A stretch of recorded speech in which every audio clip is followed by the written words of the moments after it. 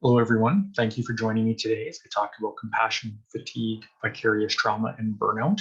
So my name is Kevin Riddell. I'm a clinical psychologist, and I've been running a series of these workshops for yourselves. So another one of the topics, of course, that's for firefighters or first responders in general, is this is another one of those key areas that can really have an impact on our mental health. So if some of the stuff does stand up for you, just as I've said in the previous workshops, by all means, please reach out to the 1-800 number and get some more support. Talk to a psychologist, a counselor, just somebody to get some of that additional support. Because these areas, and the next workshop that I'll be running, the last one, depending on which order you watch them in, which is on PTSD, is something that's a lot harder to do by yourself. But always reach out to the websites, or sorry, check out the website or call the 1-800 number, because there is lots of information that you can kind of assess in these areas as well.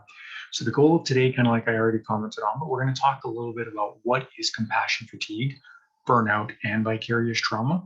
The three of them, they're very similar, but there's little subtle differences amongst them. So that's what we're going to kind of break down. We're going to recognize again, as most of the workshops, self-care strategies. What do you do? How do you bounce back? How do you stay on top of things? And then just reflecting for yourself, kind of where are you, right? So what are you doing to stay on top of your own health? So that's kind of the goal of today, understanding the impacts of these areas in your life, focusing on breaking down some of the negative dynamics that go with it, and really focusing on the resiliency, the self-care that comes into play here as well. So with that, one of the other workshops we talked about as well, so if you've done this already, you can kind of skip it and move forward a little bit. But otherwise, what I really want you to do is to be aware of what you get out of your job. What can you savor? What are the positives? What are the things that you really can get joy, satisfaction about, right? Because when we tend to only focus on the negative tends to consume our mind. So this is where when you look at the news and 90% of the news is negative, it gives you this inaccurate representation that 90% of the things that happen in life are negative, right?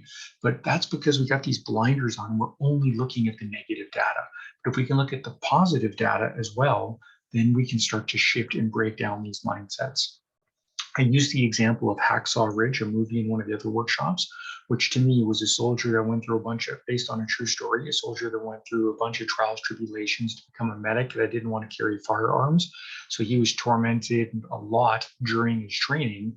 And at the very end of the movie, they did an interview with this individual. And essentially, he said it was all worth it for the smile that he got from one soldier, when that one soldier basically just beamed with joy as he treated him, as he realized this individual in particular wasn't blind, right?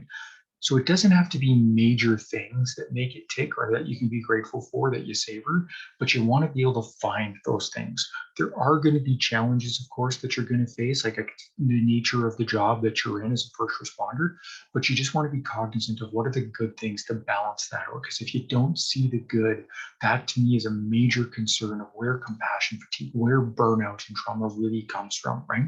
So identifying what are the positive things that I get from this, whether that's in the work environment, whether that's the feedback that you can get from others, the thanks, the appraisals of friends or family, or kind of just the smiles of people that you've assisted, a simple card, whatever it is from someone, or whatever it is, it doesn't matter what it is. What are those good things that you get out of it? And those are the things that we're going to kind of pick on during this workshop. The challenge is, one of the things that you can also reflect on yourself is there a way to reduce some of the challenges? So some of the challenges might be long hours after work, could be interrupting sleep cycles, could be X, Y, or Z, less family time. Like, so it's how can I minimize some of those challenges, and then creatively and sustainably finding new paths forward to help reduce the challenge, but then emphasize kind of the positive. So instead of dwelling, brooding, and ruminating just on the bad, we want to try and find the good that comes with this as well. So jumping straight into kind of some of the definitions. So compassion fatigue, it's highly prominent in first responders, but it's also prominent in any world where you are a helper in general. I think the number one career where compassion fatigue comes into play is actually for social workers. So with the amount of work that they do, the empathic kind of engagement as that helper, it can just consume people. Nurses, to me, is another one of the major compassion fatigue kind of jobs that are out there. But again, psychologists, first responders, paramedics, firefighters, kind of, it can be police, like just military, depending on what the dynamic is and what your role could be. It can be very, very, very consuming if we don't have the appropriate boundary set up. I have have lots of students that I've had that have reached out to me just over the random years that I've been doing this in over a decade. That have just come as kind of like not even an interview, but just to kind of pick my brain to ask me, what do you do and what is it actually like? Because they are interested in pursuing a similar career. And one of the things that I commonly pick on for them as I talk about the job, which is, what are your boundaries like? Do you take on the weight and the baggage of your friends and your family and other individuals, and even if you don't necessarily know them? Because if you do, you have to get that under control first, because yourselves as first responders, not unlike myself as a psychologist, we are not met with positive feedback and data all the time. There's so many challenges: stress, depression, suicidalities, addictions, overdoses. Like, there's so much that I deal with. And for yourself, it's the same, just different challenges, different incidents that you're going to deal with. And it can be a one-off effect for some people, but it's typically the accumulation of multiple effects over years of doing that same thing, right? So this is why there's often a short lifespan, a shelf life for social workers, for nurses in those positions, especially the ones that care the most are the ones that burn out the fastest or have the greatest amount of compassion fatigue, right? So when you support, when you assist, you have to have those boundaries. And that's what we're going to talk about. Because otherwise, what happens is once it starts to infect that mindset, you start to doubt yourself. You start to doubt what you're doing. Is it worth it? What's the point, right? Your view, mental, physical, spiritual, like all of this stuff comes into play. It starts to have a psychological negative impact. We start to be more pessimistic, more doubtful, right? It can impact me physically. I'm more sick, I'm more ill, my memory, focus, concentration, disengaged, irritable, snappy, angry, right? It has this massive impact on us. So we just want to be cognizant of, okay, well, where am I? How is it affecting me? And a lot of the time, people, they're not aware of it, right? They just go through the motions. You're constantly helping others out, but without the boundaries. And this is where, if we don't deal with it, right, it builds up, it builds and it builds and it builds until we are unable to kind of keep it in anymore. And that's when it just kind of debilitates, it shuts us down. One of the examples that I use is, think of sickness. So imagine you get sick, but you just pretend you're not sick. What does your body do? It exacerbates the issue. It doesn't just allow you to push through it. Eventually, it knocks you on your butt until you don't have a choice, because you don't have the energy. You don't have the ability to get up and go and do things. So when you just try and pretend everything is okay, your body will always find a way to make you aware that there's something wrong and you need to deal with it. And that's what compassion fatigue is. If we are not taking care of ourselves and you just kind of keep putting it off, after years and years for many of exposure, eventually your body just says, I can't do this anymore. Like, what is the point, right? So it starts to impact your work life, your family life, your social life, your personal life. It's not just one area, but it tends to infect everything, which is why, to me, it's so important to take a preventative approach. Because once this is kind of dominating your life, I find with burnout, and I'll pick on burnout a little bit more because there's subtle differences, but it's very, very difficult to recover. In fact, it almost changes how we do our worldview, our perspective, our personalities, our identity of self. Like, it changes us drastically if we don't stay on top of it. So some of the myths of compassion fatigue, again, especially within the positions of yourselves, like psychologists don't need psychologists, firefighters don't need supports, right? Because you're supposed to, again, be the hero. You're supposed to be the fixer. You're supposed to be the one that does everything, right? So if you reach out, it must mean that you're weak, or you're not capable, not competent, that you're unstable, which is not the case. Psychologists reach out to psychologists often. Like, I've worked with a handful of psychologists, right? For myself, I talk with friends and I have groups of kind of connecting with other individuals, because that's my world, is just that. It's negative data when everyone comes in, right? And when we have this mindset that, no, I shouldn't have to talk to anyone, that's where there's this negative kind of, even when you have boundaries, this is where the stigma comes into play. And sometimes we think, well, we have to be hardened, we need to develop a thicker skin. And all that, to me, is you're masking it, you're faking it, or you're pretending it. You may have a thicker skin than others, but you don't need to develop a thicker skin than what is normal for you. What you have to be able to do is learn how to navigate through the challenges that do present as they come up to you in life, right? And the effects, it's not, again, just one day, it just hits you. It's a cumulative effect. I don't remember exactly what the quote is, but it's a single drop of water didn't create the flood. It's the culmination of all the drops of water, of course, that created that flood. And that's the same with the compassion fatigue. It's not the one person. It can be that one person, of course, depending on what your narrative and what the backstory is. But odds are it's the multiple stories that you deal with that tend to create that fatigue in the long run. So the effects, of course, similar to those of stress and everything else, but emotionally more irritable, more upset, snappy, angry, kind of like just a shutdown often as well. Physically aches and pains. I can end up having sleep difficulties, disturbances, nightmares based on what's going on, right? More illness, so I get sick, my cardiovascular system is impaired, socially withdrawal, avoidance, snapping and arguments and conflicts with other individuals just because of what's going on as well. Professionally, I'm not as engaged, I'm more disconnected from the work, less passion, less joy in the work environment. So I tend to make poor decisions. I don't try the same way that I did before. I just kind of give up on things a lot easier. And then spiritually, often a lot of doubt, right? So it's just, what is the point? Like, look at all the bad things that are happening. Spiritually, how can I believe in anything when all I see is these constant negative impacts, rather than allowing myself to grow and to move forward and develop with things that are presenting in life? I tend to shut down. Okay. So I'm going to go through a little bit of continuum. If you've watched one of my other workshops on mental health, I talk about the continuum of mental health, where you have the green, we have kind of the yellow, we have the orange and the red, which stands for the healthy, kind of the reactive, the injured, and the ill. Right. So this is similar, not that low stress is healthy, but there is going to be stress that we have in life. What you want to recognize, to me, as I picked on in the other workshop, that when you're in the healthy, or if you're in the kind of reactive state, typically what you want to focus on is self-care. So anything in the first two criteria is self-care. Take care of yourself, do what you need, friends, family, interests, hobbies, extracurricular activities. The latter two is typically where the injured and the ill, the orange and the red, where you want to reach out for additional support. Talk to someone, get some help, bounce back, because it's typically much greater than just going to the gym is going to cover, or whatever it is that you do for that self-care, right?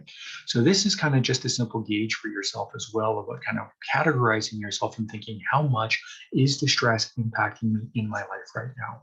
So first, low stress, kind of just lower energy, more boredom or apathy, a little bit more stress, anxiety, just in general on how we're doing things. Once it moves to the medium stress, you might have more sleep disturbance. So you wake up, hard time falling asleep, lower energy again, so more fatigue often as a result of the sleep disturbances, but just lower energy, so I'm drained as well. I start to isolate more with friends, family, people in my life, more physical problems. So again, aches and pains, headaches, depression, irritability. So the mood imbalance tends to increase here. So right here, medium stress, self-care to me, if I really focus on self-care, routine, structure, finding balance and stability, then often I can kind of gravitate back a little bit. Once I move into the high stress, this is where greater physical illness, more colds, flus, cardiovascular issues. I tend to do things that are more risky, substance use, so other challenges can come into play. Can't think, focus, concentrate the same. I'm much more reactive and intolerant to what's presenting in life. This is when suggestions of talking to someone comes into play. Reach out, ground, use other individuals in your life that find that value, doctors, counselors, psychologists, someone to help you to kind of, again, reduce and deal with those stresses. And when it moves into that last stage, severe stress, which is kind of where I calibrate it with the same as the ill, that ill, which is sometimes where life-threatening illness, disability, mental diagnostics can come into play as well. Chronic fatigue, because it's not just an acute stress anymore, but it's been long-term. The inability to navigate through challenges, suicidal ideation, thought processes, planning, crises of my own life, right? And thought disorders, or just negative thinking and just debilitating thoughts. So think about for yourself, where are you? And if you can identify it, then hopefully splitting it down the middle, anything on the left side, really focus on your self-care. Anything to the right, I want you reaching out. Call the 1-800 numbers, reach out to your EFAPs, your doctor. Just make sure you're doing more, because it's not as easy to bounce back once you start moving down to that right side of the continuum. It's kind of like weight gain. If I gain 5 pounds, it's a lot easier to lose it than if I gain 20 pounds. So medium stress could be that 5 pounds. High stress could be that kind of 10 pounds. Severe stress is 20 pounds plus. Once we get there, it's a lot harder to get back on track. The sooner we catch it, the quicker we can kind of get back on track. Okay. Burnout, on the other hand, so when you look at compassion fatigue, which tends to be a little bit more that empathic, that emotional kind of area where I just don't care anymore. I just emotionally, I have nothing left to give. Burnout tends to come from different areas. So one of them is just workloads. It's just I have so much on my plate that I do not have the energy. I just do not have the battery life to deal with it. So I'm constantly just burnt out because I cannot get ahead. So it's not just the emotional of trying to support on an emotional level. It can be that physical one that I don't have the physical capacity to deal with the things that I'm required to deal with, right? And some of the challenges can be in the workplace. So dealing with constant threatening public threats, accusations, you're terrible, you're doing things wrong, there's challenges, and you're doing the best you can, but people don't like it. It's like, look at the government right now dealing with the pandemic. I'm sure there's no shortage of volatile, threatening statements that they're getting. And if they take these on without having the appropriate boundaries, it can consume, especially when you personalize, right? Personalize. Trauma. So exposure to trauma. So dealing with people constantly in grief, in tears, with the losses that they've gone through, which is another workshop, grief and loss, which is constantly dealing with these individuals. And we'll talk about kind of vicarious trauma. And we'll talk about kind of secondary trauma stress here today as well. Dealing with unhealthy work relationships, which just becomes consuming. It's like no matter what we do, it's just we can't get ahead because we have those negative interpersonal dynamics. No support. I don't have friends or family or people to reach out to. So if you don't have the individuals, nobody wants to listen, nobody is there, or you don't feel that you have the ability to reach out, or there's the stigma. You don't reach out simply because, again, of that hero mindset that it's weak to reach out or talk to anybody else, right? And then, of course, just not having balance in life. So all I do is I work with work. I work my full-time job and then I go volunteer. And when you're volunteering is also a stressful job. So because of the two, you don't have time with the friends or the family or the kids or whatever it is that you enjoy doing. So that just results in that burnout. One of the parallels that I like to use for burnout is think your kind of smartphones. So your smartphone today, when it drops below 20%, this is what we call low power mode. Low power mode is when your phone essentially deactivates all the non-essential features. So it dims the screen, it slows the processing, it only checks your email every 30 minutes rather than every 30 seconds or whatever it is, right? Like, so it slows down how quickly it does things in order to increase battery life, increase the longevity so you can still use the phone, just not at its full capacity. You, to me, are the same as that phone. When you drop below 20%, this is when you enter low power mode. Low power mode is when you, mental, physical, emotional, like you just can't think, focus, concentrate. You just don't have the energy to get through the day. Fatigue tends to come into play. Like there's tons of negative consequences that present on that emotional level. Now, the catch with this is once it becomes chronic, imagine that your battery life actually deteriorates. So as that battery life deteriorates, because you're exposed to this for so long, your battery life, hopefully, once you hit 80% and above, is when you get full capacity of your energy back. So if my phone is plugged in, it's at 10%, it jumps to 50%, I don't get full capacity of my phone back until it hits 80%. You, to me, are very similar. So you need to recharge. So at the end of the day, if you're at 3%, you go to bed, you wake up and you're still at 57% in the morning, you've woken up in low power mode. So again, your mental, physical, and emotional energy is still depleted. Now, if that battery life drops to the point that you no longer have the ability to get above 80%, it means you can never re-engage full capacity.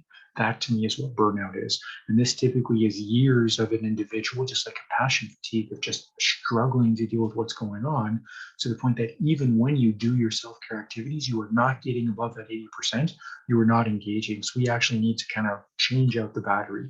We need to recalibrate everything. And that can be very difficult. Like burnout, the clients that I've worked with, recovery from burnout can be years, which is why, again, it's so important to take more of a preventative approach. It does not mean that once you end up kind of getting back above 80%, that next day you're full bore again and you're back in it. Once your battery depletes below 80, it can be years before you can find that way to get it back up to 100. It's not a simple approach to kind of just, hey, let's flip out the battery. Okay, so I hope that analogy kind of makes sense. But the consequences of burnout, and again, similar as compassion, fatigue, stress, anything else, you just want to kind of look for yourself, but it tends to be more excessive because this is chronic. This is not just the acute ups and downs. This tends to be ongoing for weeks and months on end. We just do not have the mental, physical, or emotional capacity to deal with things. And then we end up just kind of looking at it and attributing it to other things, or you almost normalize it, which is even worse because you just think, oh, this is my new norm, rather than taking the time to really bounce back, right? So I'm just kind of, you guys can flip through some of these symptoms yourself, just kind of reading through them to see what's going on. Like I said, it's no different than some of the compassion fatigue or stress symptoms. You just have to identify for yourself what is it that's going on. So in burnout, so one of the ways or analogy that you can think of in burnout is the bathtub model. So you can see on the top here, you have results, which is kind of how you perform. So the positive indicators of how you're doing in life, support, so the social networks and individuals that you rely on. Then your general self-care, exercise, fitness, movies, video games, golf, fishing, whatever it is that you like to do. So all of this is what fills into that personal agency, the tub. This is all the good. The demands is the drain. This is what's sucked out of the tub. So when the gap in that drain exceeds what's going in, when you're constantly emptying that personal agency, when that constantly occurs, this is where the burnout comes into play. Because it doesn't matter what results, what supports, what self-care you have going into the tub, the drain is too big and it just keeps sucking it out. You never have that chance to get ahead. So this is where the goal ultimately is, if we can maximize results, supports, and self-care when possible, and again, reduce the demands by setting boundaries and taking kind of knowing, asserting ourselves, hopefully we can fill that tub up. That's kind of what the desired approach is. So for yourself, just think visually, where is your tub? Is your tub empty? Is your tub half full or is your tub full? If it's brimming over the top, brilliant to me. Like, this is the one time that we want the water going off the top, because that means you're thriving, right? That's what we want to engage in. There's still demands. There will always be demands, but at least they're not debilitating to the point that it's sucking everything else out of my life. Okay. So some of the other things that we're going to talk about, so this is where the ongoing impacts of trauma results in the burnout, results in the kind of the stresses and the chronic fatigue, compassion fatigue, and everything that goes into it. So secondary trauma is more the witnessing of traumatic events. So I see something bad happening and I witness it, and then that's when I kind of that connection that I have with them is just by seeing what it is that's going on. Whereas vicarious trauma tends to be a little bit more that I'm involved directly in assisting those individuals that have experienced that trauma.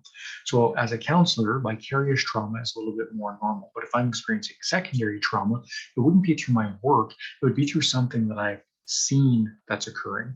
So secondary trauma often is going to be like through the news or through the narrative of somebody else, could be through a friend or their story about their struggles that they're going through. So a minor example I can pick on is when my dad lost his mother. I talked about this in grief, but in the grief session, when my dad lost his mom, I wouldn't say that I grieved my grandmother because I never met her. He left home when he was young, moved to Canada, and we never went back home for him, Ireland, before she passed away. So I never met my grandmother. So when she passed away, there wasn't a massive connection there that resulted in loss. But there was a secondary trauma to an extent in that I witnessed my dad's grief, my dad's loss of his mother. So when he lost his mom, I was really sad for my dad. To me, that's kind of that secondary trauma. Now, if I was my dad's support or network or counselor or something, and I really struggled with him in that area, that would be more of a vicarious based trauma, right? So the two of them kind of go hand in hand. They're very common in first responders, simply because you are exposed to people all the time. You witness things and you are helping people often. So not unlike myself, constantly helping people through traumas, just the narrative, some of the stories, some of the bad things that happen to people, it's just kind of thinking and trying to normalize how these things occur can be difficult on occasion when it's day in and day out, which is why it's so important to have those boundaries again set up. The two of them, like I said, often go hand in hand, and it doesn't even have to be direct exposure. For many people, including the civilians in particular, it can just simply through hearing somebody else's narrative or the news. The news can be so bad for what's going on, and that it creates this sensationalized kind of narrative of all the bad things that are occurring, then people take it on. You hear about wars, you hear about kids and families and destruction and everything that's going on. And when people take that in and they personalize it and they look at it, and you see people dying of starvation and thirst and this, that, and the other thing, and then I consume myself with it. I have so many clients that go down these rabbit holes chasing these news articles like, oh my God, I can't believe this and this and this thing's happening in somewhere else. And then they take this on as if they're responsible or they should have done something or they need to do something about it, but they can't, right? And this is where that challenge comes in. And the can't isn't always like you may not be able to do something directly. Indirectly, we can contribute, we can support, we can help, we can donate, like whatever it is, but just knowing that our ability to create change is limited in many areas of life, right? So we want to be aware that it doesn't matter what's going on, direct or indirect, it can have a major impact in your life, which is why you have to check in with yourself. You have to see where are you at. So again, very similar, but signs and symptoms of just secondary traumas and vicarious traumas. But in this one, a little bit different than some of the others. A common one is just hypersensitivity, hyper arousal to things that are going on. But it's typically a negative arousal and a cynicism that comes out of everything that's going on. We often have negative thinking. We often have nightmares. We can have flashbacks. We can almost experience the traumas again and again. We end up having a difficult time separating kind of what's actually happening today from traumas that have happened in the past. So it's almost like, again, PTSD-based symptoms where there's this reactivation of all these things that constantly comes up. The next time I deal with a loss, it's not that one loss, but it's the culmination of all the losses that end up burning me out in those moments, right? So I just feel like there's nothing I can do. I'm not capable. I'm not competent. There's really nothing I can do to assist or aid these individuals. So I almost just give up. I feel, what's the point? Why am I involved in this? Which again, mental, physical, emotional, spiritual impacts are just going to be side kind of factors that are going to be impacted as a result of these as well. Okay. So what do you do? So when these things are kind of a common part of our life, what is it that we do? And this is what we have to make sure that, again, boundaries and assertiveness are so significant in doing these things. But the first thing, it's in awareness. And I'll pick on awareness a little bit more in a moment. But awareness to me is everything. If I don't realize I've gained 5 pounds, I've gained 10, I've gained 20, then it's going to be tough to get ahead of the game, right? You have to pay attention. Where are you at? What are you doing? Check in with yourself on that mental health continuum, right? Pay attention. One of the first exercises I give all my clients is in journaling. Specifically, it's journaling the negative self-talk because I want to know what it is so that I can dismantle it, so that we can break it, because it does not better our life. If those thoughts are not improving things, get rid of them. That doesn't mean that they're not valid, but we want to reframe them or recreate them, which is where the friend question can often come in. You're not going to tell a friend, hey, you know what, just forget about it. But you're going to tell a friend you did the best you could. Look at what kind of how much you've accomplished. Look at your strength. Like, you're going to give them the positive feedback, right? So recognize what you would tell somebody else. Don't judge. Don't blame. Again, this is where that hindsight comes in. You always think I should have done better, could have, would have, should have. When really what you did was you did the best that you could have with the knowledge that you had in those moments. And that's where a lot of forgiveness, a lot of understanding comes into play. So if you really struggle with those, again, I encourage, reach out to talk to a counselor, process some of those things. Don't let it build up and consume you, right? What do? Connect. Friends, family, support networks, just having people, knowing that they are there is so important. It helps us remember why we're doing the things that we're doing. I'm listening to a book right now called Hail Mary. So brilliant book. The author, Andy Weir. I don't know if anybody's ever read The Martian or watched the movie The Martian, but to me, I thought it was a brilliant movie. The book better, but really good movie comparatively to the book. When books are usually exceptionally better, this movie was still really good and close to the actual book. Same author, Andy Weir, wrote Hail Mary. And Hail Mary, a good book, but not, if you really have a chance, I encourage you to check it out. But same thing, the main character in this, he's in this position where what he's doing is he's realizing, like, I'm doing it for the kids, I'm doing it for the family, I'm doing it for the future generations. And as much as he knows that he's faced with a very difficult incident, a very challenging dilemma, he's like, I'm going to fight through this. It's one foot constantly goes in front of the next because I know what I'm doing has meaning and purpose for all these other individuals that are out there.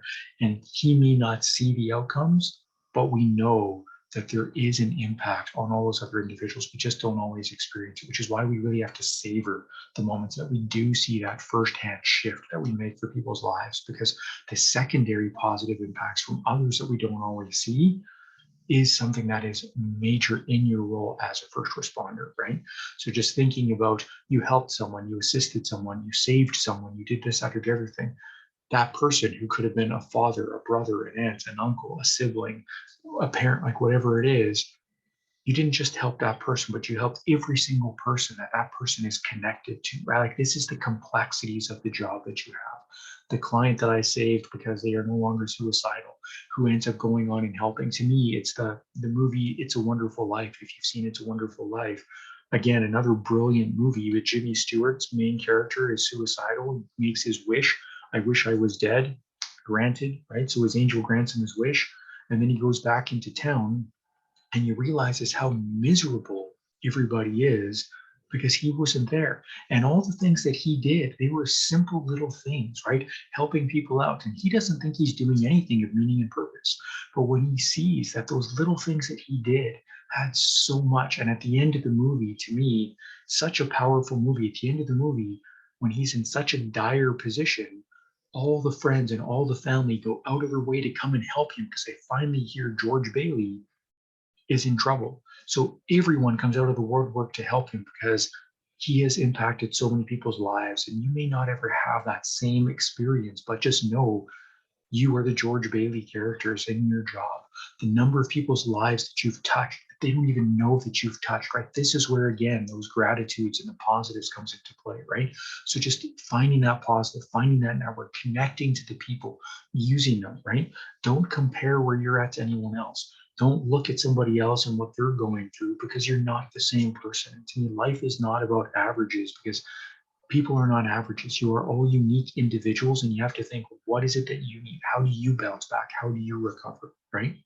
So keeping the problem in, again, it just bottles it up and makes it worse, which is why we really need to emphasize simply reinforced, I can't reinforce it enough, self-care. You have to take care of yourself first before you can help or assist anyone else, right? And it all comes down to self-awareness. If I don't know I'm drinking too much, if I don't know I'm eating too much, if I don't know I started to disengage, if I don't know I've started to put on weight, if I don't know that I've been self-sabotaging, you cannot generate change. So you got to check in with yourself. Do it daily, do it weekly, do it monthly, whatever it is, but just check in. How am I today? Am I okay? Am I performing? Am I thriving? Am I engaging in the things that are important? Because if not, then we need to create a change. We need to recalibrate where our times, effort, and energies are going, right? Because if you don't have that mental, physical, and emotional capacity to care for yourself, then you should definitely not be caring for other people in those positions, because it's going to compromise that job as a first responder.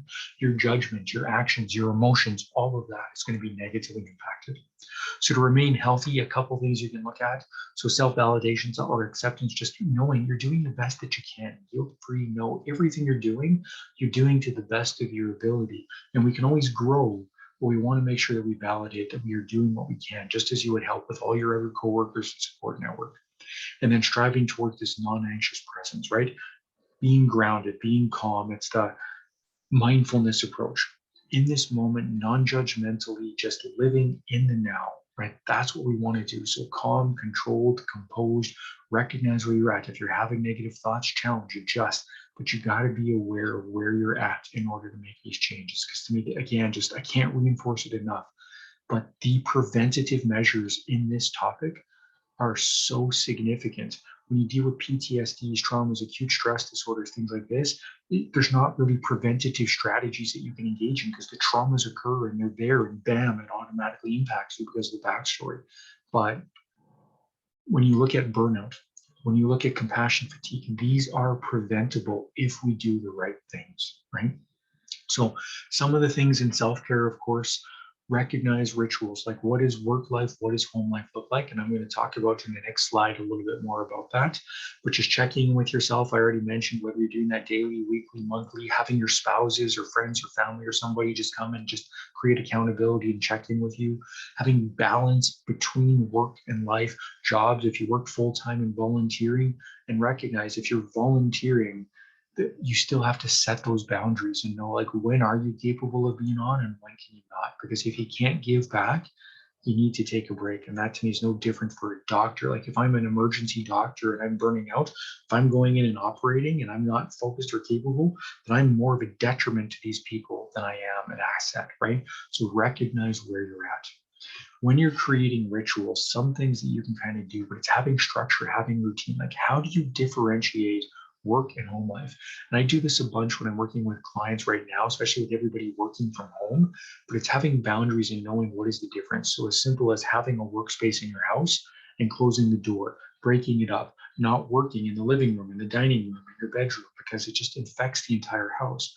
But create, what are you going to do? Where do you work and where do you live?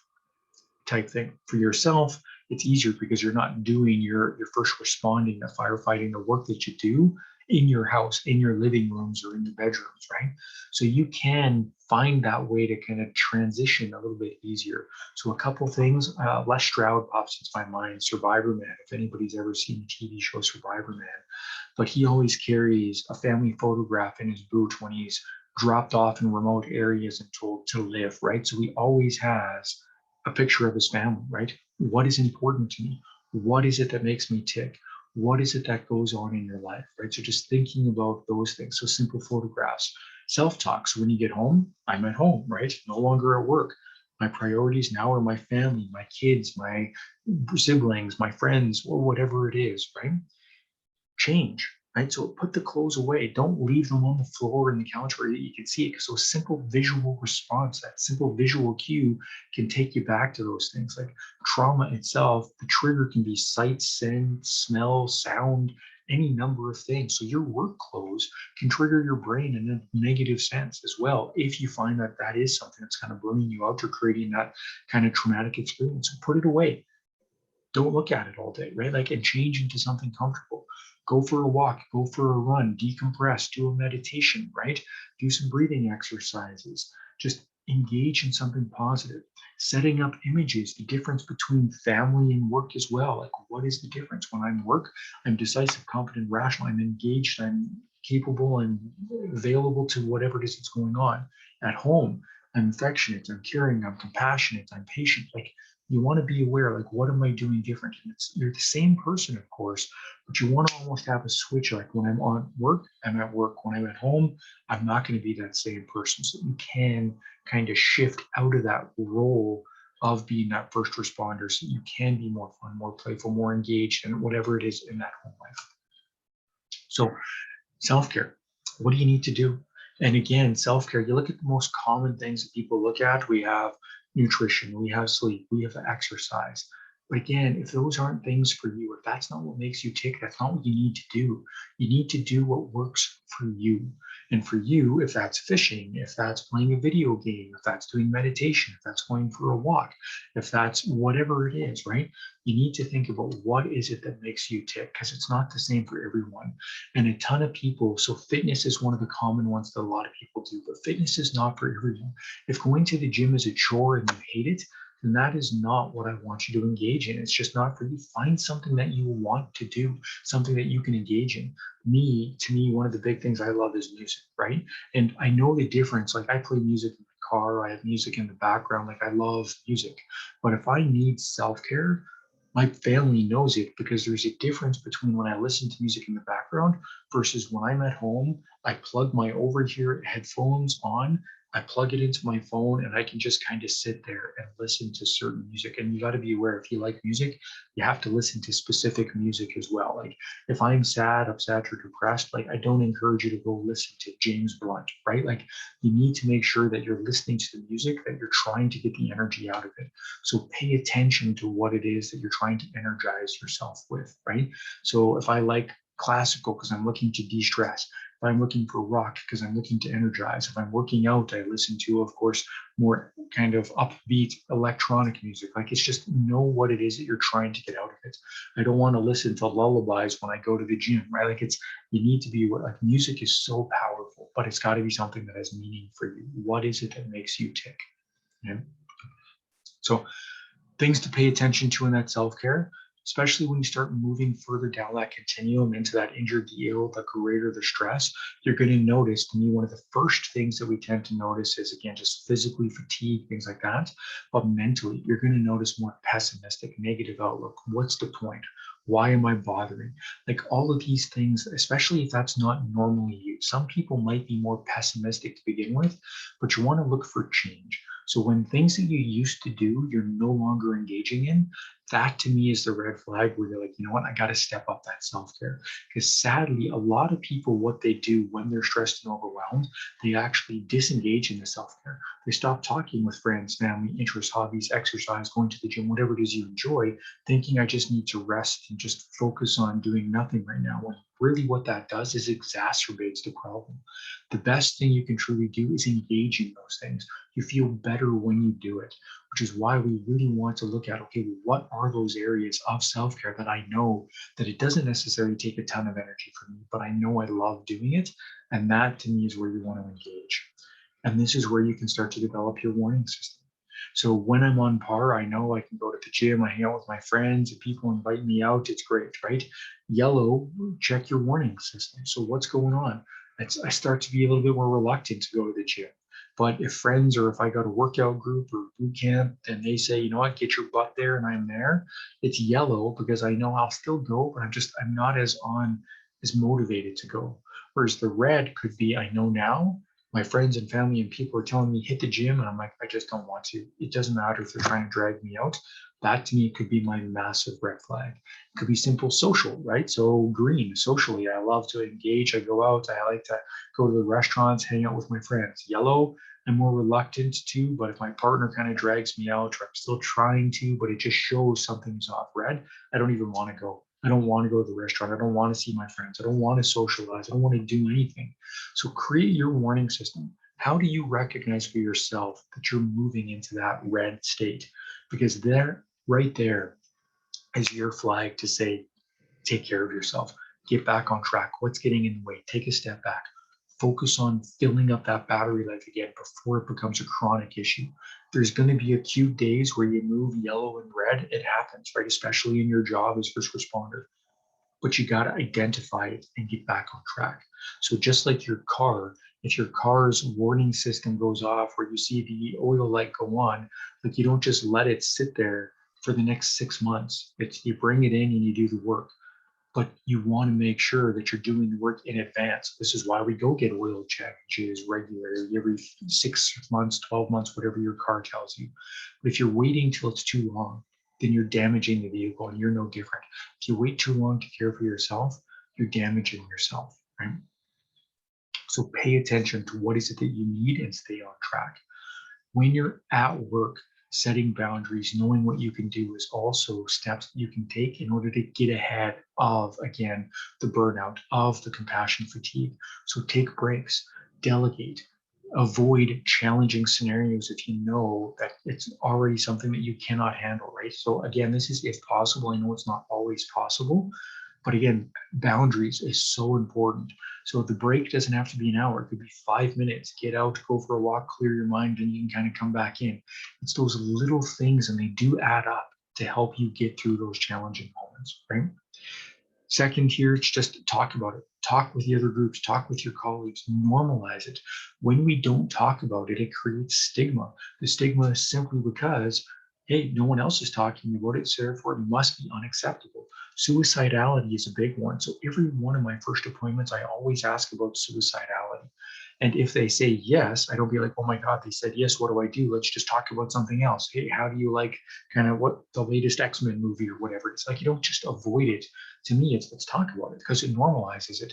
When it normalizes it, it helps the person feel more comfortable.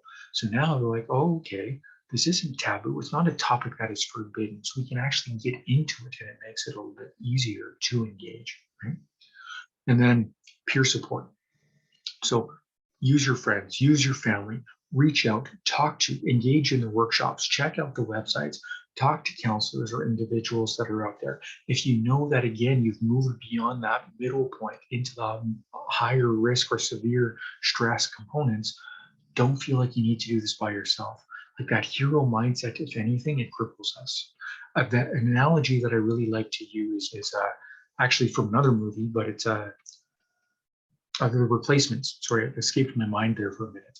But The Replacements was a movie where the quarterback, in the one scene I remember, if anybody's seen it, decent movie, but Keanu Reeves, there's one character that kind of knocks him on his butt during the practice. And the guy comes up to him and basically says, "Sorry, I know I'm not supposed to hit the red jersey." So he offers him his hand and he kind of pulls him up, right? So the second time it happens, Keanu Reeves just kind of lies there and says, "Sorry, no, I just want to lie here for a moment." When the other character basically says, "Yeah, you just need to figure things out," right? So sometimes you need a break, and that's okay. You just need to lie there and figure things out. That's not a problem. But when you're ready to get up, don't feel like you always have to do it on your own. And to me, the visual that pops into my mind is kind of in that sporting match. Imagine you, if you play football or any sport, or you just got knocked down on your butt, when someone gives you the helping hand and they're trying to pull you up and you're just lying there like dead weight. So, as if you probably deal with this often trying to pick up dead weight, it's complicated, it's heavy, right? But when that person actually assists as well, like they are contributing to getting up, it's almost easy. Like it's barely either one of you are putting in effort.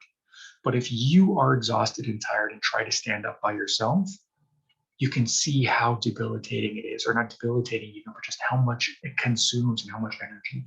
So take the helping hands. Don't feel like you have to do it by yourself, right? Use your supports and talk to those around you. So a couple last things I'm going to pick on, but resiliency. So again, this is where awareness comes in. Be aware of those signs and symptoms and get on the self-care boat as soon as you can when you realize that you're moving towards kind of that injured ill or the higher stress-based areas. Reflect, pay attention, mental, physical, emotional, journal, take care of yourself. So again, go for walks, get out into the environment, go kind of into nature, which is huge for the mental health and well-being, right? But just pay attention to where you're at and what you need to bounce back and recover.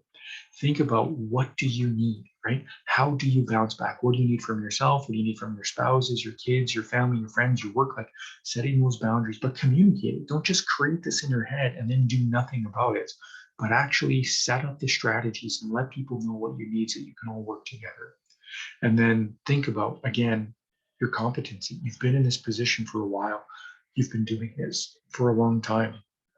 What have you done in the past that works?